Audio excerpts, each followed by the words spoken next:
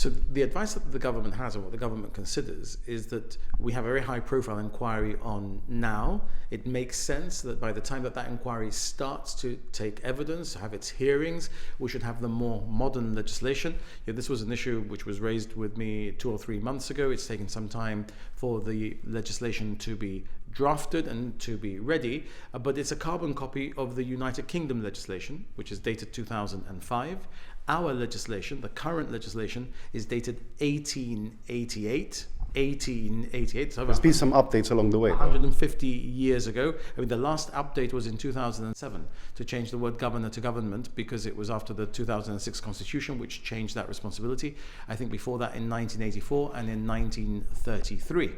So it's not exactly a modern piece of legislation for inquiries today. So that's what's behind it. Now, everything that I'm reading and hearing people are concerned about is that this more modern legislation actually has a provision in it that says that a minister, in this case in Gibraltar's context the chief minister, can stop an inquiry, can suspend an inquiry. Look, I'm telling you directly, as I've already said when we published the bill, we're not going to do that. This happens to be a clause that is in the UK Act. And it's there, I suppose, for good reason. But the government has no intention of stopping this inquiry.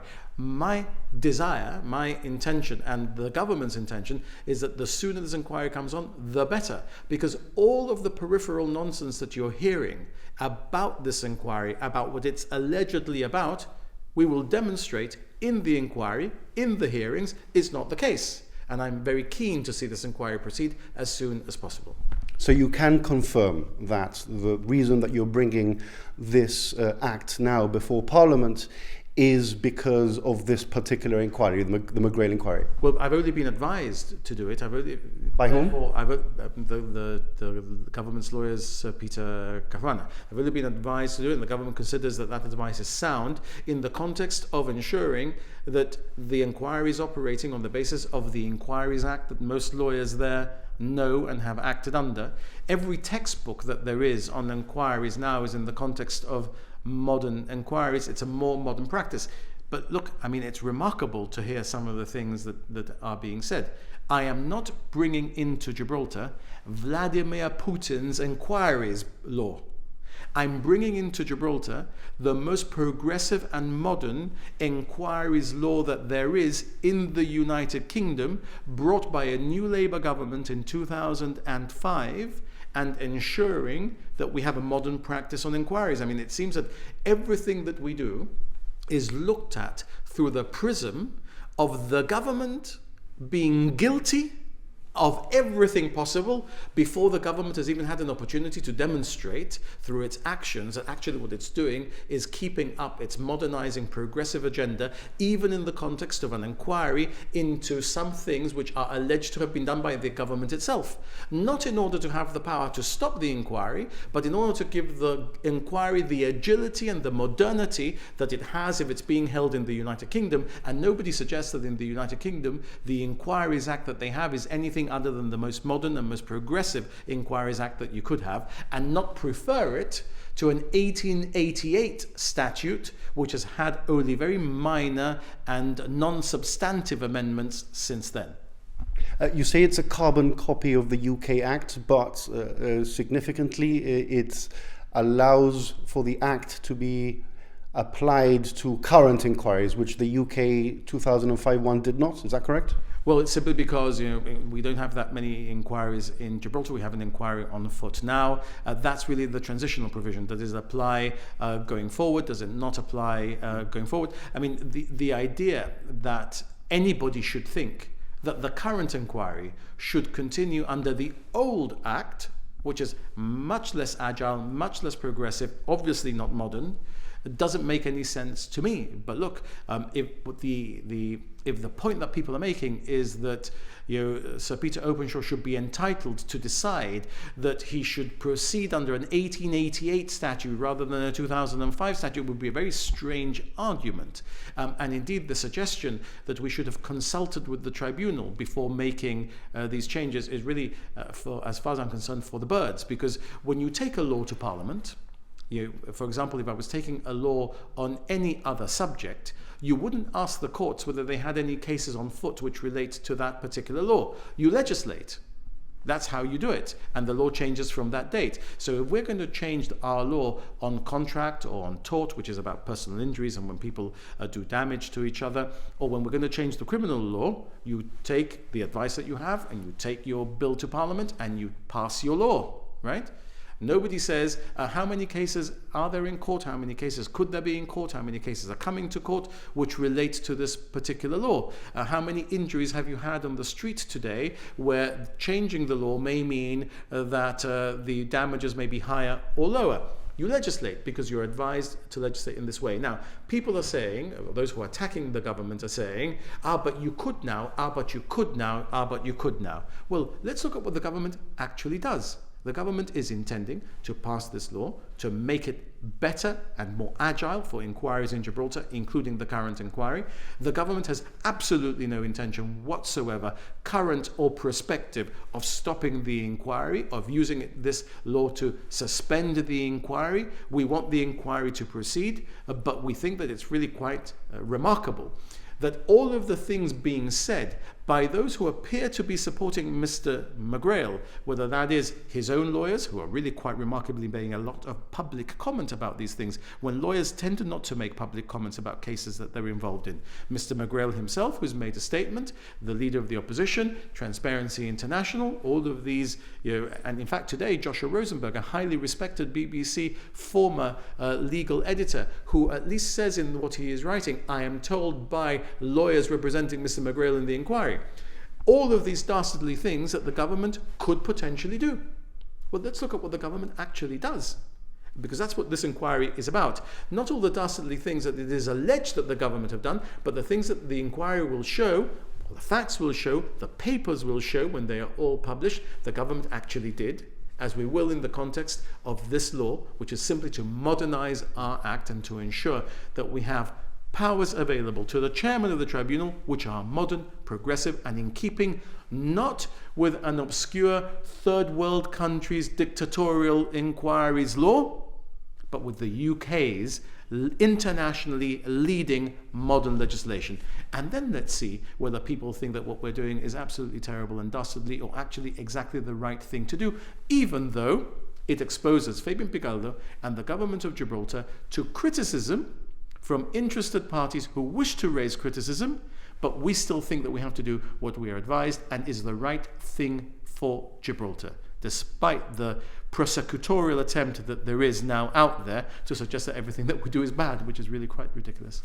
The question being asked by the leader of the opposition and Transparency International is, why now, as opposed to, for example, 2 years ago when the inquiry was first called, or when the Joana Hernandez or Dr. Giraldi inquiry was called? Why the need to modernize it now, 4 weeks before an inquiry is meant to take place? Well, I think for a very simple reason. I mean, I've already said repeatedly, we are advised now to do it, and we therefore consider it is right to do it. Issues have arisen in the context of proceedings with different lawyers making different points about the Inquiries Act and thinking they're acting under the UK Act when in fact the older Act is different. And indeed, the older Act is more restrictive in some areas of the ability of the inquiry to do things and the ability of the inquiry chairman to do other things.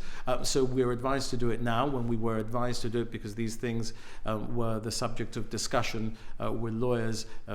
We asked that it should be done. It's taken time. Lawyers are busy on other matters, some of them very high profile and being reported on GBC. Therefore, the legislation is provided to the government as I've turned it around as quickly as I've been able to. Literally, there were 1 or 2 policy decisions to be made because there are differences between the UK Act and the Gibraltar Act in some peripheral areas. For example, in the UK Act, it's any minister. In Gibraltar, it's the government, because in the UK system, not under the Act, ministers are the ones who can convene inquiries, not the government. It's expressed in a slightly different way. So we had to make those minor policy adjustments, and I turned that around as quickly as I could so that everybody could know that we were going to publish this bill and try and take it through Parliament.